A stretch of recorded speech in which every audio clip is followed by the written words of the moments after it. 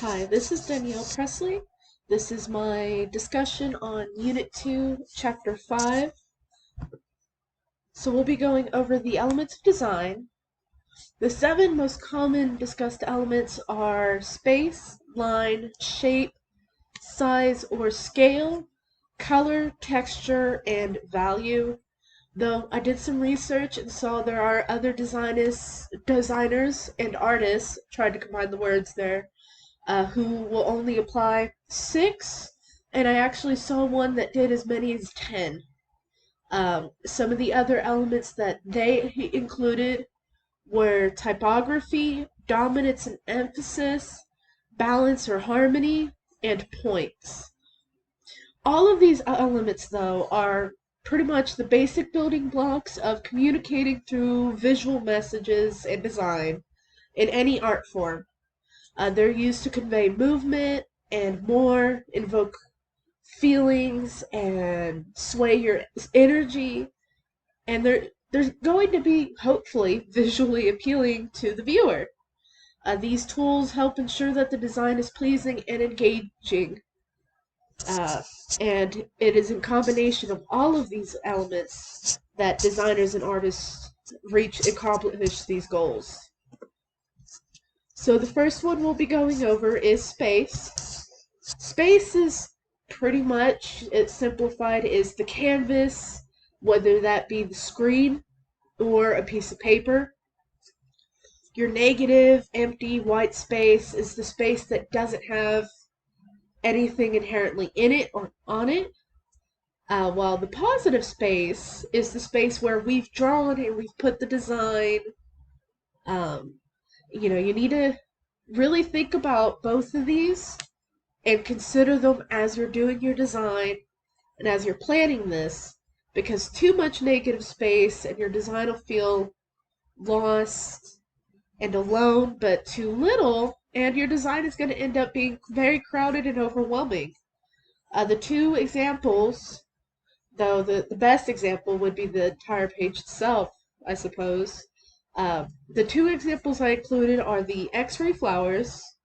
The negative would be the white, and then the black and the gray from the petals would be the positive space.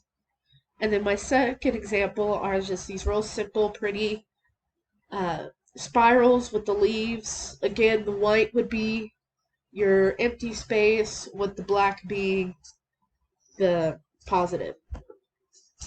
The second element is line.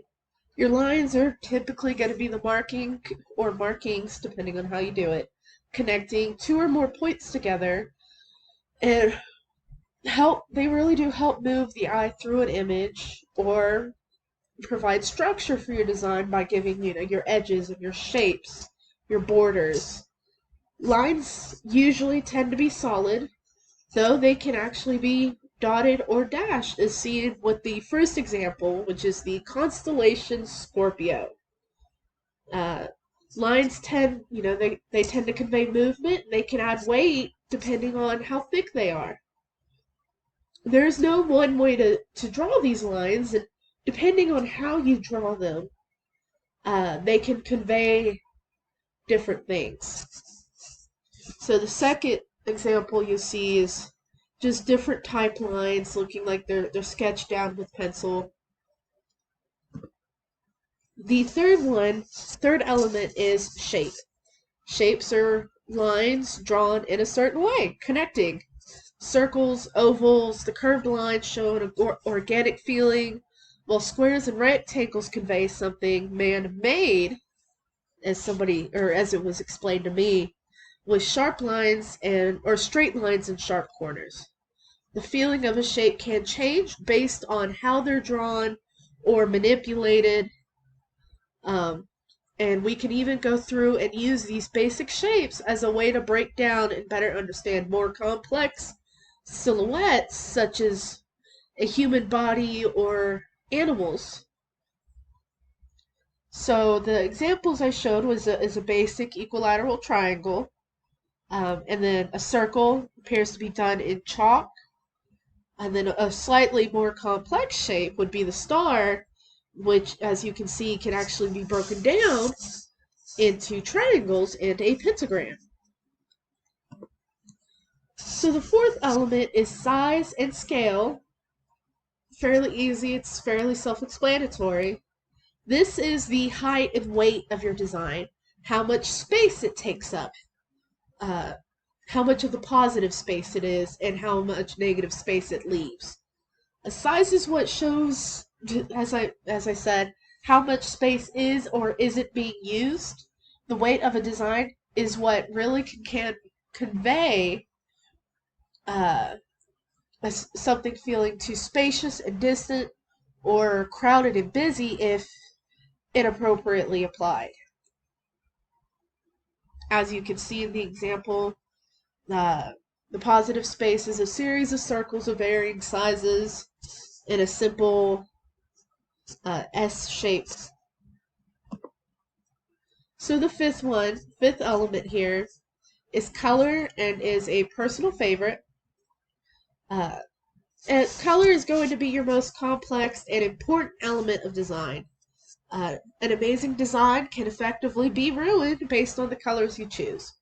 Your chosen colors that are applied to it is your color scheme, and all of this knowledge and application of color is known as a color theory. Colors convey energy and emotions. Your warms are high energy. A lot of people, you'll see red is very angry or excited and passionate. Orange is very excited. Yellow is very happy. While blues and greens and purples, they're your cooler colors. And they're going to be lower energy. They're going to be very, very calm. So colors tend to be the first thing viewers will notice. Basic color theory usually includes a color wheel, which is the first example, your red, blue, and yellow being your primary colors, orange, green, and purple being secondary, and the outer circle showing tertiary colors.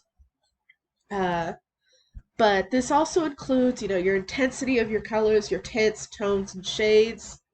So, and what I find interesting and what really helped me learn color theory is there's toys and puzzles like the one here that I show in the other example that help show and teach you color theory in a more hands-on sort of way. Now this one is a puzzle by Dad at Dawn, I believe was they said the company was. The particular one I have is a chain of spheres or balls that are all different colors, and you can actually twist and turn it and move it to see colors next to each other. And it's definitely really easy, and it's a lot of fun. So the sixth element of design is texture. This is the physical or implied feeling of a design. Some art, in-person art, they use materials that offer a touchable surface, be it fabric, paint, or even soil. I mentioned that because there was actually an artist where I live. He would mix different types of soils in the paint that's local to the area, and he would encourage viewers to touch and feel it. And it was actually really interesting. But this physical texture is something you can reach out and touch. It's smooth and rough. It's soft or coarse, slimy or scaly. And it could even be as simple as the feeling of the canvas itself or the paper you're drawing on. Implied texture is pretty much the illusion of texture. You see this in the drawings and the paintings, in your digital. You can't touch it, you can't feel it for yourself, but this is what's drawn into the image.